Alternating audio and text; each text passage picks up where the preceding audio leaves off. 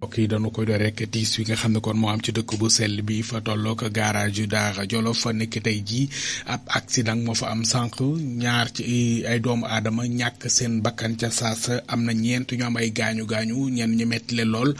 rawal na leen sax foofee xam ne kon moom di ca hôpital ngir rek xool seen ak taxawu jamono ji nag ñi nga xam ne kon ñoom ñoo di takk der ubbi nañu ci blanquet luñ ci mën di nemmeeku xibaar yi nga xam ne kon jot nañu ko cee taataan ki ñu ràññee lool ci wàllum internet bi Mbay Sapar mooy ki nga xam ne kon moo yoroon Daamar Ja lu jëm ci fan woowule moom itam xibaar yi jot nañu ko ci bokk na ci ñi nga xam ne kon ñoo ci jële ay gaañu gaañu yu métti ba sax jamono ji ma nga ca l'hôpital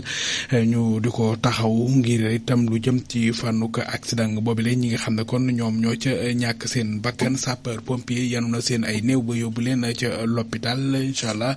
danañu ci del siwaat gën ko yaatal waaye itam foofee sax itam ca boori garage Daara Jolof du ko sori dana ñoq lu mel ne kuy dem Ndindi laata ngay egg ca kër Serigne Abdou Karim Mbacke foofu itam boo rombe sump Baye Diagne am na benn néew boo xam ne kon dañoo xëy fekk ko ku faatu la kañ la faatu nag mooy laaj bi sampe ndax ñii di dëkkandoo yee ñoom la ñu jot a ràññee ci moom dong moo dëkkoon waaye nag